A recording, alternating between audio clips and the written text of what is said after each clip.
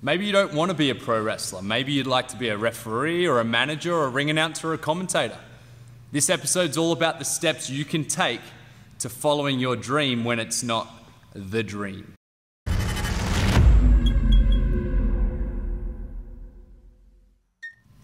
This is by far the number one question I get.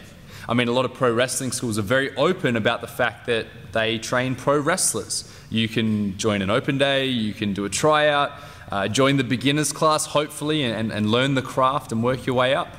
But what if your dream isn't to be a pro wrestler? I mean, there's more to a pro wrestling show than just the 2, 4, or 6 wrestlers that get into the ring. Before I give my opinion on what I think you should do if you'd like to become a referee, a manager, or an announcer, I'd say first ask the promotion where you'd like to be training or performing. They may have a pathway that I'm not aware of and that isn't advertised. So ask them if they need people for certain jobs, if there's any way that you can train or learn the craft. All I know is what I've experienced, and what I've experienced is a lot of places just don't have them. So the first thing I'll start with is becoming a referee. Refereeing is probably the easiest of the categories I'm about to talk about, and that's because there's always an abundance of referees needed. But to become a referee, whether there's a pathway or not, whether there's specific training or not, you should learn the fundamentals of pro wrestling. Let me explain why. As a referee, first and foremost, you need the cardio and conditioning. Any referee will tell you that the work in the ring, even as a referee, is not easy. Secondly, you need to know how to protect yourself and the people who are wrestling in front of you. So you have to learn the break falls, you have to learn how to bump, you have to learn how to take strikes. You never know when you'll be put in a position where that applies to you. Most importantly, you need to learn the psychology of pro wrestling. You need to know where you need to be at certain times. When do you need to insert your authority? When do you need to back off? When do you need to stop a match? When do you need to keep it going? So just start pro wrestling training as a beginner. Just let your intentions be known. Let them know you want to become a referee. And hell, they might even get you in the ring refereeing some training matches. And if you can show a bit of promise, they might help you get further along in your referee journey.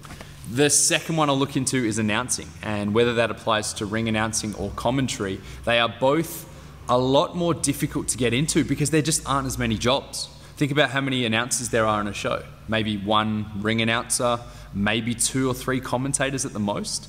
Often they will be people who are ex-wrestlers who already have great talking skills and a great knowledge, or they could be people who have their own personal public speaking experience. We've had a lot of people come from boxing and MMA, people have come from radio announcing, so you're up against some pretty stiff competition. So the first thing I'll say is you don't need to start off as a commentator or a ring announcer. Any speaking job will be a foot in the door for you. It'll give you that practice on live events. Backstage interviewer is a fantastic job for this because you can never really have too many. So go to a promotion, approach them, let them know that you would like to do a speaking job. They might tell you, sorry, we're full. At which point I would say, start filming yourself cutting promos, filming yourself ring announcing, filming yourself commentating matches. Become aware and familiar with the wrestlers in the promotion you'd like to try out for. You can send in audition tapes. Often when people have asked me, how can I get into EPW as a commentator? I tell them, film yourself calling some matches, send it in. If you're any good, if you show a bit of promise, we might get you working on our smaller showcase events, or we might get you in as a backstage interviewer. And then all it takes is, one show where the commentator or the announcer can't make it on late notice, there's your opportunity. So do whatever you can to make that first connection, but be proactive about your own work. The last thing I'll talk about is becoming a manager, and this kind of crosses between the last two. If you think about managers, they're often in the firing line, meaning you need to know how to stay safe, so break falling is paramount. You also need to know the psychology of a pro wrestling match. You want to be aware of when to get involved and when to hold back. I mean, the last thing you'd want is to negatively impact a pro wrestling match between 2 wrestlers who have put a lot of effort into what they do. Also, speaking is super important. You want to make sure your microphone skills are at a top level.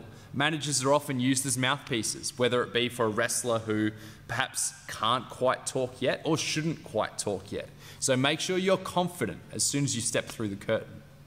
Again, film yourself cutting promos. Film yourself introducing a make-believe wrestler or a wrestler on the roster for the promotion that you're trying out for. So there you have it, 3 jobs within pro wrestling that don't always have their own pathway. But above all, just take that first step. Communicate with the promotions you'd like to work for, or like to gain experience with. And if they don't have anything for you, don't be afraid to move elsewhere in the interim. Learn the skills, ask for feedback, ask for advice, and you never know where opportunities may arise. If you want to see more videos like this, click on the subscribe button, spread the word, and if you have any questions or requests for World Beater Wrestling, don't be afraid to comment below.